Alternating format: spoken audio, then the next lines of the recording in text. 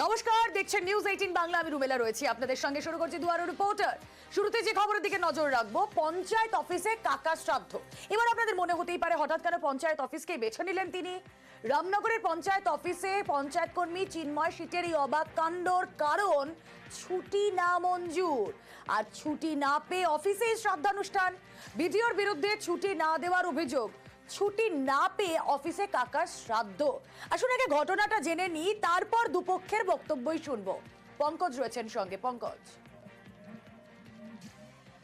দেখো রুমেলা, তোমাকে জানিয়ে রাখি, রামনগর 1 ব্লকের বাধিয়া গ্রাম পঞ্চায়েতের এই পঞ্চায়েতের যে কর্মী রয়েছে চিন্ময় শীত, তিনি বিস্তর অভিযোগ করছে যেখানে ছুটির আবেদন করেছিলেন, কারণ যেখানে তার কাকার শ্রাদ্ধা অনুষ্ঠান ছিল।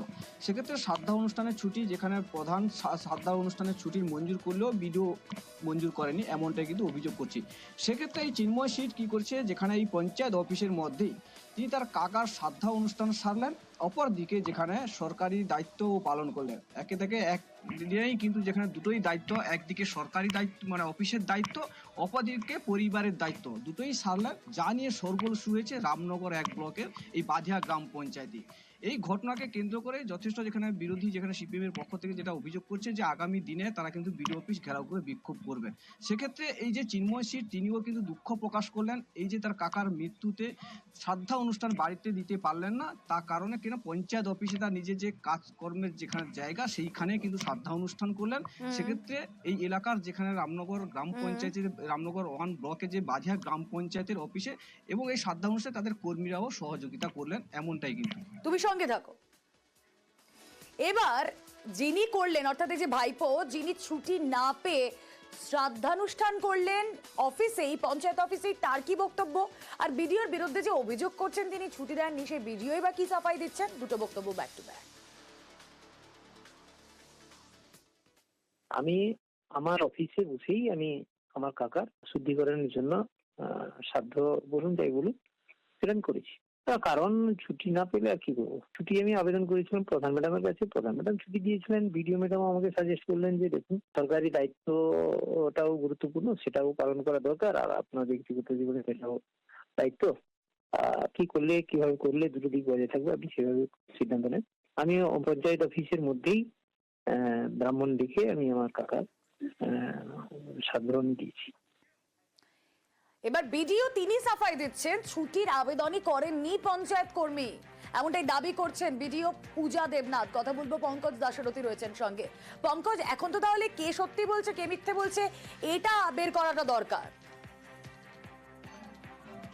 হ্যাঁ, একেবারে দুটো বিষয় কিন্তু, যেখানে একজন অভিযোগ করছে যেখানে বিডিও তার ছুটি মঞ্জুর করেনি, অপরদিকে বিডিও ম্যাডাম যেখানে জানাচ্ছেন, তিনি বলছেন ওই দিনই আমি ওই এলাকার যেখানে ওই 1 নম্বর ব্লকে বিভিন্ন পঞ্চায়েত অফিস থেকে 5 জন কর্মীকে ছুটি দিয়েছেন, এবং অনেকেই কর্মী তার কাকার অসুস্থতার কারণে ছুটি নিয়েছেন, আবার কেউ কুম্ভ মেলা যাওয়ার জন্য ছুটি নিয়েছেন। কিন্তু এই রকম যে চিন্ময় শীত, তার কোনো লিখিত অভিযোগ দায়ের করেনি তার কাছে।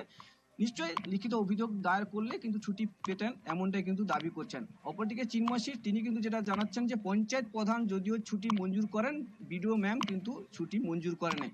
তা নিয়ে কিন্তু যেখানে অঞ্চল প্রধান, অঞ্চল অফিসের মধ্যে তার কাকার শ্রাদ্ধা অনুষ্ঠান সারলেন, একদিকে অফিসের কাজ, অপরদিকে পরিবারের দায়িত্ব তিনি পালন করলেন। একেবারে বিডিও একদিকে বলছেন যে না, এই কর্মী তিনি ছুটির আবেদনই করেননি, বিডিও দাবি করছেন, পূজা দেবনাথ এমনই দাবি করছেন। আর অন্যদিকে চিন্ময় শীত, এই পঞ্চায়েত অফিসের কর্মী, তিনি বলছেন হ্যাঁ আমি ছুটি অ্যাপ্লাই করেছিলাম। শোনা যাক বিডিও পূজা দেবনাথের বক্তব্য। আমি তো কোনো ছুটির আবেদন পত্র কিছু পাইনি। ওইখানকার এনএস সাহেব যে ছিল, নির্মাণ সহায়ক, তার বাবা স্ট্রোক করেছিল 3 দিন আগে, সে আমাকে জানিয়েছিল। তাকে আমি ছেড়ে দিয়েছি, সে তার বাবাকে নিয়ে এসএসকেএম হসপিটালে লাস্ট 3-4 দিন ধরে রয়েছে। আমার এখানে 2-3 জন স্টাফ, কারোর পিসমশাই মারা গেছে, তার পিসির বাড়িতে রয়েছে। কোনো স্টাফের মেয়ে দেখতে আসার কথা ছিল, সে তাকে ছুটি দেওয়া হয়েছে, কিন্তু চিন্ময়বাবু তো আমাকে কিছু জানাননি। এখন উনি কি অভিযোগ করছে সে তো আমি জানি না। আমি একজন স্টাফকে ছুটি দিয়েছি, তার নাটকের রিহার্সাল ছিল। আমি একজন স্টাফকে ছুটি দিয়েছি, তার বাড়িতে রান্নার লোক আসেনি বলে, তার বাড়িতে অসুবিধা হচ্ছে বলে। কুম্ভ মেলায় যাওয়ার 15 দিন ছুটি দিয়েছি, আমি নেপাল যাওয়ার 15 দিন ছুটি দিয়েছি, আমি ডুয়ার্স যাওয়ার ছুটি দিয়েছি। এইগুলো আমি ছুটি দিয়ে থাকি এবং দেই, এবং কালকেও 5 জন স্টাফকে ছুটি দিয়েছি, কারণ তারা আমাকে প্রপারলি আমাকে ছুটি চেয়েছিল। তো সে যদি আমাকে ইন ডিউ টাইম আমাকে ইনফর্ম না করে আমি কিভাবে ছুটি দেব? আমাদের ছুটি ছুটি চল নে বলুটি এই উপায় বোধহয় সবার হয় না। যেমন দেখলেন এই ছুটি নিয়েই কত জট, ছুটি জটের খবর আরো আছে। আজ তো সারাদিন দেখলেন ছুরির কোপ পড়লো এই ছুটি জটে। কারিগরি ভবনে ছুরি নিয়ে তাণ্ডব পূর্ত দপ্তরের কর্মী। ছুটি নিয়ে বিবাদের জেরেই তিনি হামলা চালান এবং 4 জনের ওপর হামলা চালান অমিত সরকার। আসুন তার বক্তব্য একবার শোনাই আপনাদের। আমার 4 মাস মাইনে দেয় না ডেপুটি সেক্রেটারি সন্ধ্যার চক্রবর্তী এবং এই ডিপার্টমেন্টের সবাই আমাকে মেরেছে। আমি বাধ্য হয়েছিলাম চুরি বার করতে। আমি আমার নিজের সেফ গার্ডের জন্য চুরি বার করেছি। আমার হাতে কেন মা অসুস্থ, আমার মা অসুস্থ, ইচ্ছা করে হ্যারাসমেন্ট। কথা বলবো সান্নিক ঘোষ, প্রতিনিধি রয়েছেন আমাদের সঙ্গে। সান্নিক, এই অমিত সরকার তিনি ছুরি চালিয়েছেন, এই ঘটনা সামনে যখন আসছে তার নেপথ্যে তিনি যে কারণ বলছেন যে তিনি স্যালারি পাননি বেশ কয়েক মাস, তার মা অসুস্থ তবুও তিনি ছুটি পাননি, এই বিষয়গুলোর কি তদন্ত করে দেখা হয়েছে যে সত্যি এগুলো তিনি ঠিক বলছেন কিনা, না হলে কি কারণে তিনি হঠাৎ করে ছুরি চালাতে বাধ্য হলেন?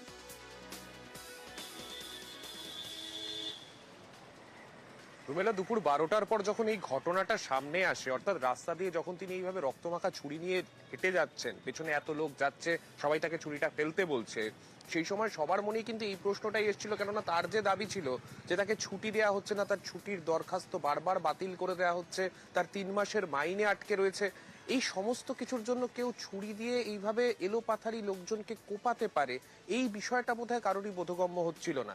তাই সেই বিষয় যখন পরবর্তীতে তাকে যখন পুলিশ গ্রেফতার করে, পুলিশের তরফে তদন্ত শুরু করা হয়, তখন তাকে জিজ্ঞাসাবাদ যখন করা হয়, তখন গোটা বিষয়টা যেভাবে তিনি বয়ান দিয়েছেন তাতে এই বিষয়টা স্পষ্ট যে তার মূল কারণ কিন্তু এই ছুটিটাই। এই ছুটির দরখাস্ত তিনি করেছিলেন, তার উচ্চপদস্থ আধিকারিকরা সেটা মান্যতা দেননি, পরবর্তীতে তার মাইনে এই সমস্ত সরকারি প্রক্রিয়া তিনি তারপরেও যখন আসেননি ছুটি নিয়ে, তারপর তার মাইনে আটকে গেছে, বিভিন্ন সমস্যায় তিনি জর্জরিত ছিলেন। তার মধ্যেই নাকি তার দাবি যে তার উপরই প্রথমে আজকে তার গায়ে প্রথমে হাত তোলা হয়েছিল তার অফিসে, যদিও যার যে উচ্চপদস্থ আধিকারিক যাদের উপর আক্রমণ তিনি করেছিলেন তাদের স্পষ্ট দাবি যে দীর্ঘদিন ধরে, কিছুদিন আগেই তিনি নবান্ন থেকে, কিছু মাস আগে তিনি নবান্ন থেকে ট্রান্সফার হয়ে কারিগরি ভবনে এসেছিলেন, সেখানে আসার পরে তার বারংবার তার এই ছুটির দরখাস্ত, তারপরেও যখন তার ছুটিটা অ্যাপ্রুভ করা যেত না তারপরেও তিনি বেমালুম ছুটি নিয়ে নিতেন।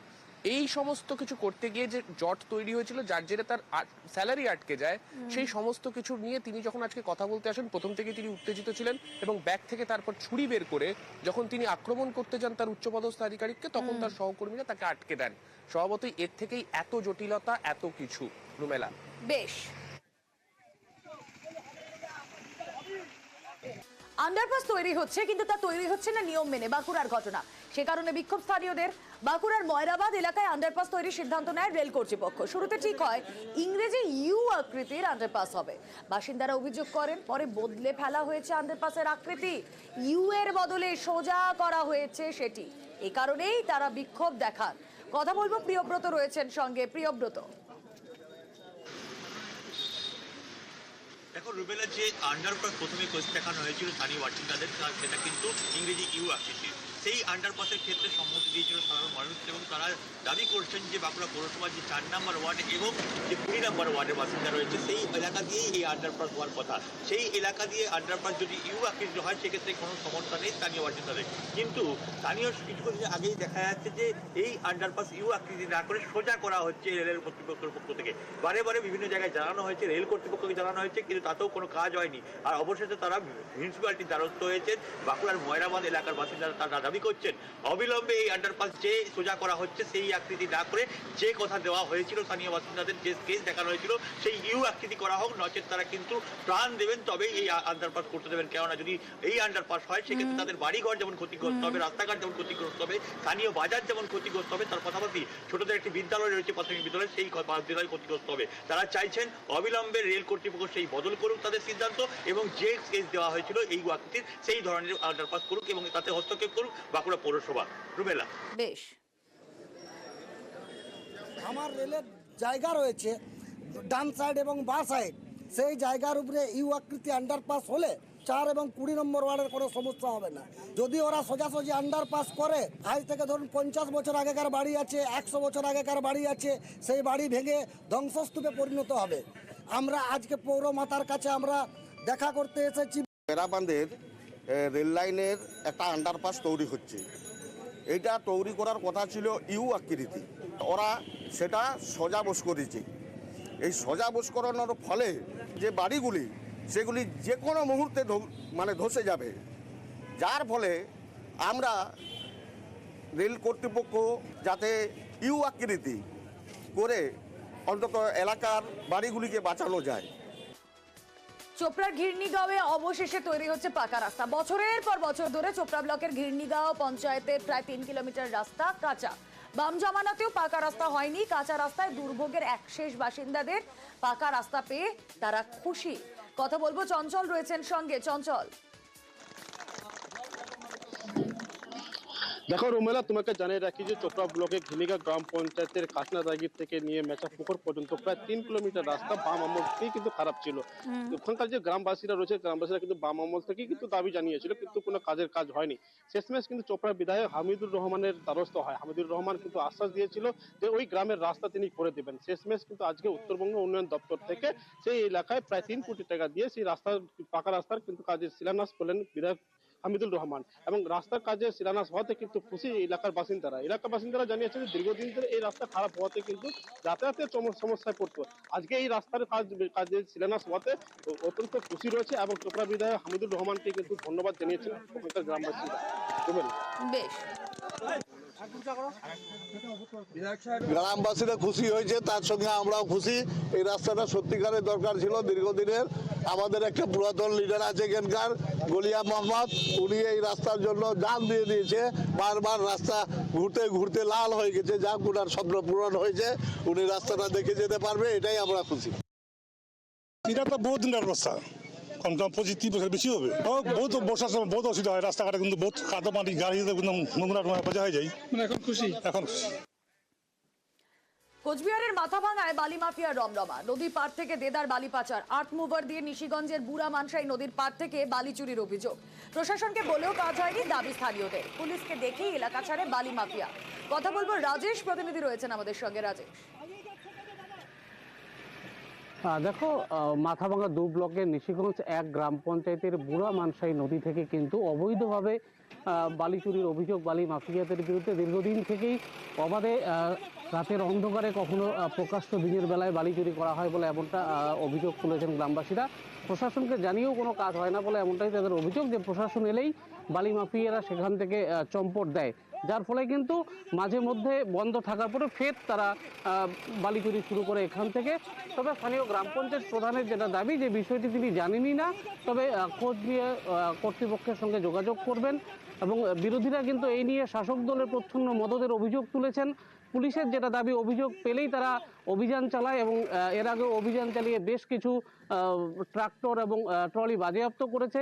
ফের অভিযান চালানো হবে, এমনটাই পুলিশের পক্ষ থেকে জানানো হয়েছে।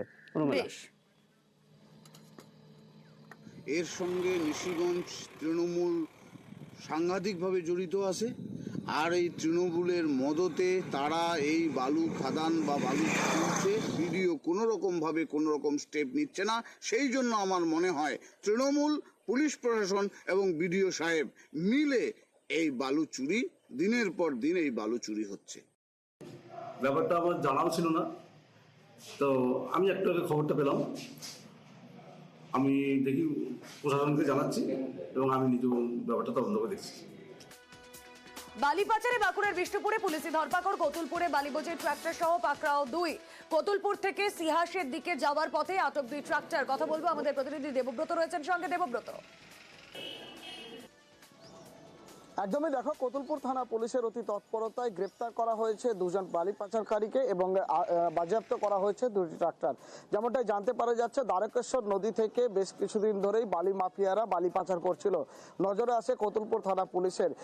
দ্বারকেশ্বর নদী থেকে যখনই কতুলপুর হয়ে সিহাসের দিকে যায় 2টি ট্রাক্টর, ঠিক তখনই যে মোবাইল ভ্যান রয়েছে কতুলপুর থানা পুলিশের, তাদের নজরে আসে। নজরে আসতেই তাদের কাছে বৈধ নথি চাওয়া হয়, কিন্তু যে বালি পাচার করছিল যে চালকরা, তারা তারা কোনো বৈধ নথি না দেখাতে পারায় সেই গাড়ি দুটিকে সিজ করা হয়েছে, গ্রেপ্তার করা হয়েছে দুজনাকে।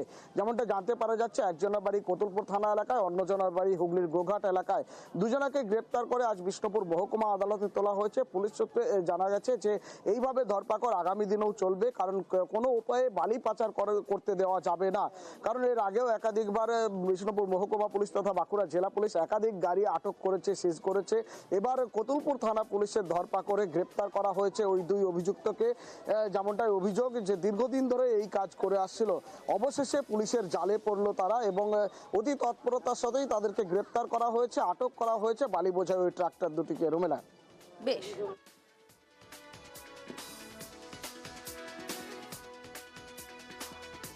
ভাঙড়ে মাটি চুরির অভিযোগ, বাগজোলা খালের মাটি অবাধে চুরি, কাঠগড়ায় জেলা পরিষদের কর্মাধ্যক্ষ। ভাঙড়ে কৃষ্ণমাটি ব্রিজ এলাকার ঘটনা, প্রশাসনের বিরুদ্ধে উদাসীনতার অভিযোগ। ছবি দেখছেন যেখানে মাটি চুরির অভিযোগ অস্বীকার করেছেন তৃণমূল নেতা। ভাঙড়ে অবৈধ মাটি চুরি, কল্যাণ প্রতিনিধি রয়েছেন আমাদের সঙ্গে। দেদার, মাটি চুরি হচ্ছে দিনের আলো হোক বা রাতের অন্ধকার। কল্যাণ,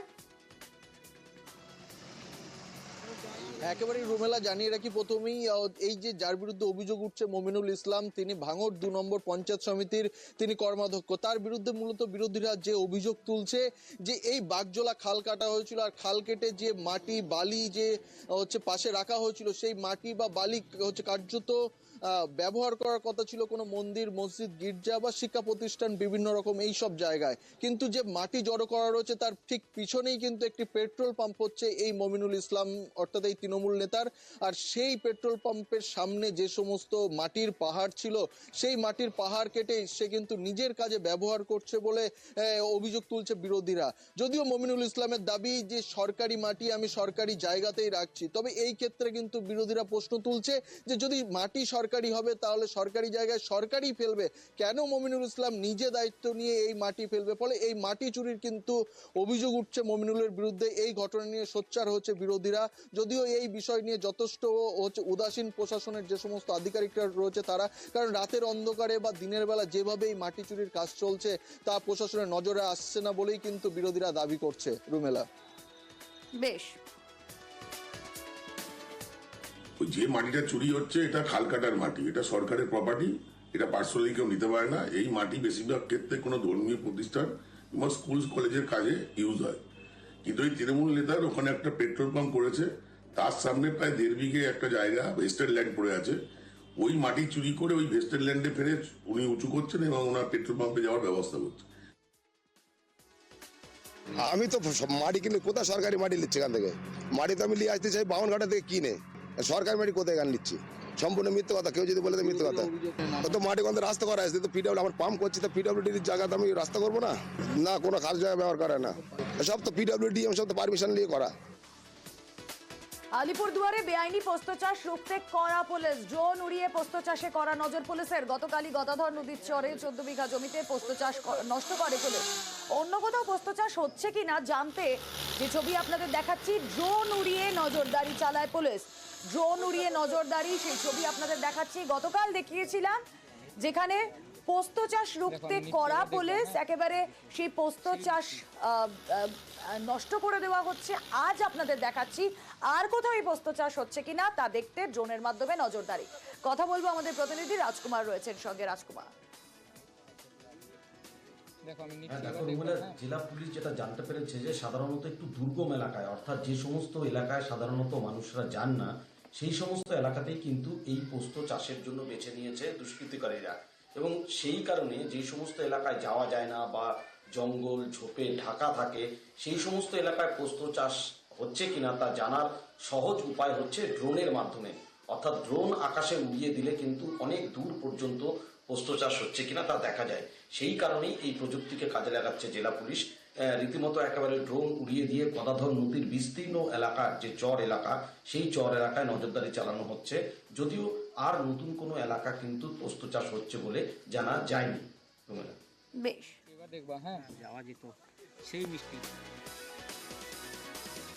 এবার দেখুন সবঙ্গে অঙ্গনওয়াড়ি কেন্দ্র একটা ঢিলছোড়া দূরত্বে চোলাইয়েটে খবর পেয়ে অভিযানে নামলো আবগারি দপ্তর। নষ্ট করা হলো লিটার লিটার চোলাই মদ, উদ্ধার হয় চোলাই মদ রাখার সরঞ্জাম। একেবারে অঙ্গনওয়াড়ি কেন্দ্রের অনতি দূরেই এই চোলাই মদের ঠেক, লিটার লিটার চোলাই মদ এভাবেই নষ্ট করা হলো। আবগারি দপ্তরকে খবর দেন স্থানীয় এক বাসিন্দায়, এরপরই অ্যাকশন। দিগ্বিজয় প্রতিনিধি রয়েছেন আমাদের সঙ্গে। দিগ্বিজয়, অঙ্গনবাড়ি কেন্দ্রের সামনেই এই চোলাইয়ের ঠেক এতদিন ধরেই বা চলছিল কি করে?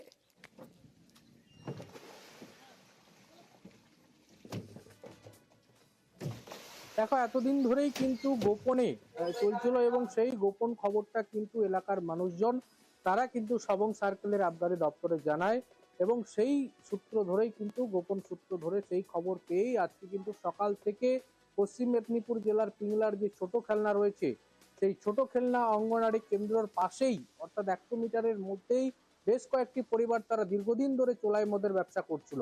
সেখানে কিন্তু অভিযান চালায় সবং সার্কেলের আবগারি দপ্তর। প্রচুর চোলাই মদ উদ্ধার হয়, চোলার মদ তৈরির সরঞ্জাম উদ্ধার হয়। পাশাপাশি সারাদিন পিংলা ব্লকের ছোট খেলনা, বড় খেলনা সহ বেশ কয়েকটি জায়গায় অভিযান চালিয়ে প্রায় 150 লিটার চোলাই মদ এবং 2000 লিটার চোলাই মদ তৈরির সরঞ্জাম উদ্ধার করে সবং সার্কেলের আবগারি দপ্তর এবং এই ধরনের অভিযান আগামী দিনেও চলবে বলে আবগারি দপ্তর সূত্রে জানানো হয়েছে। বেশ,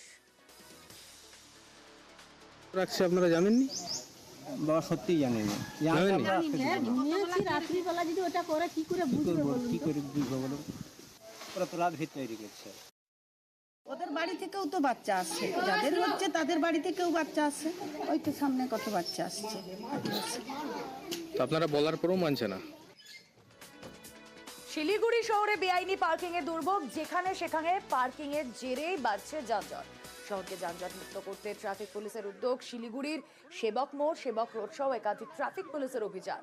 বেআইনি পার্কিং সরালো পুলিশ। শহরকে যানজট মুক্ত করতেই এই পদক্ষেপ। বেআইনি পার্কিং এই বাড়ছিল যানজট। কথা বলবো, পার্থ প্রতিনিধি রয়েছেন আমাদের সঙ্গে। পার্থ,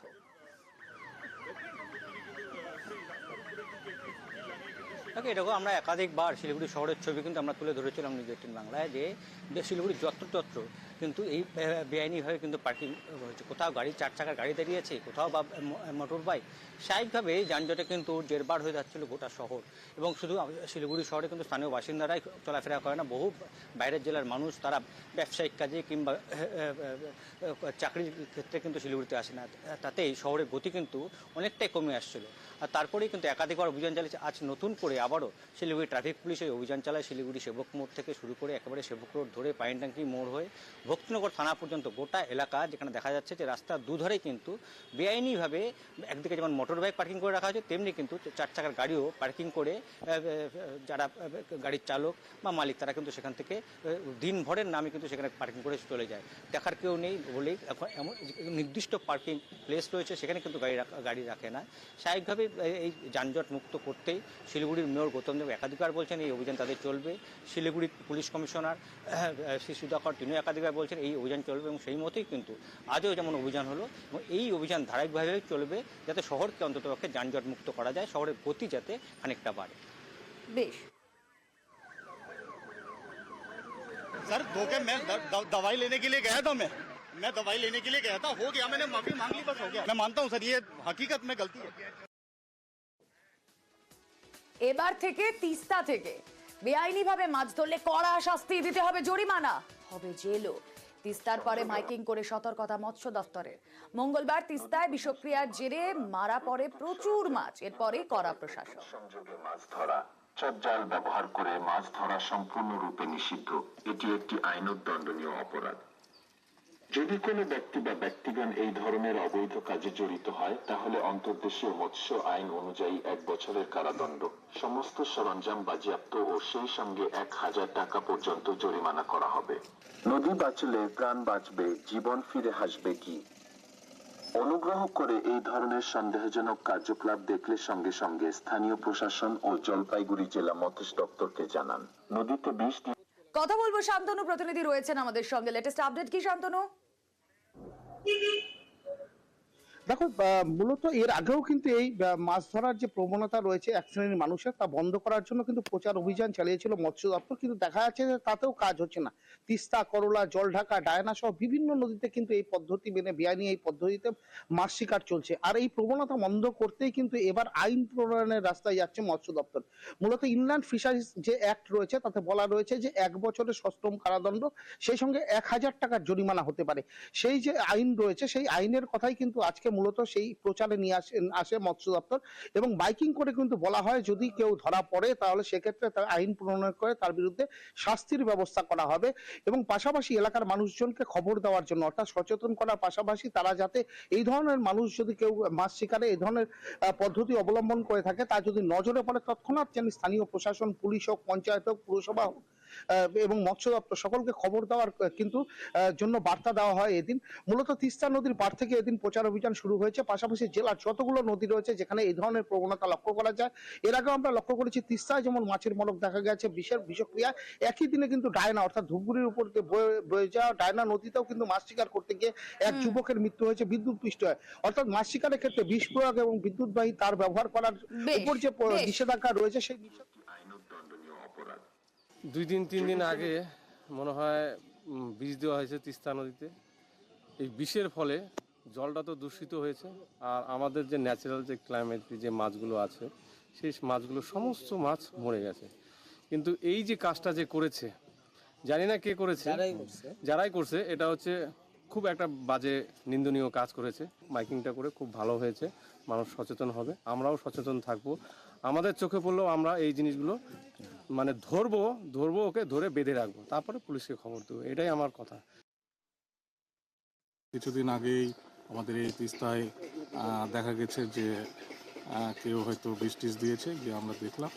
তো এই জন্য প্রশাসন থেকে এটা তাড়াতাড়ি এবং মৎস্য দপ্তর থেকে এটা তাড়াতাড়ি এটা স্টেপ নিয়ে যে এটা জানানো হচ্ছে যেন এরকম আগামী দিনে যেন না হয়। জলপাইগুড়ি মৎস্য দপ্তর থেকে এটা অ্যালাউন্স করা হচ্ছে যেন এটা আগামীতে যেন এরকম না করে, সেটা যদি করে তাহলে এটার শাস্তি হবে। গোটা সেদ্ধকে ডায়রিয়ায় আক্রান্ত কাকসায় 27 জন ভর্তি হাসপাতালে, আরো 7 জনের চিকিৎসা চলছে। এমনকি গ্রামে বসাতে হয়েছে মেডিকেল ক্যাম্প। অর্পণ প্রতিনিধি রয়েছেন আমাদের সঙ্গে। অর্পণ, এই গোটা সব সেদ্ধ খেয়ে কি করে ডায়রিয়া? কোনো ফুড পয়জন হয়ে গিয়েছে কি? দেখো একেবারেই কিন্তু যে সমস্ত স্বাস্থ্য আধিকারিক যারা এলাকা রয়েছেন এবং ক্যাম্প বসানো হয়েছে তারা কিন্তু প্রাথমিকভাবে মনে করছেন যে কোনো ফুড পয়জন হতে পারে। এবং এলাকায় যে সমস্ত এই যে আকন্দরা গ্রাম অর্থাৎ কাকসা থানার অন্তর্গত যে মলানদিঘি পঞ্চায়েতের অধীন যে আকন্দরা গ্রাম, এই আকন্দরা গ্রামে কিন্তু একাধিক মানুষ কিন্তু তারা অসুস্থ হয়ে পড়ে এবং প্রাথমিকভাবে কিন্তু মনে করা হচ্ছে যে হয়তো ফুড পয়জন হয়েছে। এবং এলাকায় কিন্তু স্বাস্থ্য আধিকারিক তারাও কিন্তু নজর রেখেছে এবং দেখা যাচ্ছে 27 জনের মতো এই অসুস্থ বোধ করেছে, তারা আক্রান্ত রয়েছে এবং তারা বর্তমানে চিকিৎসাধীন।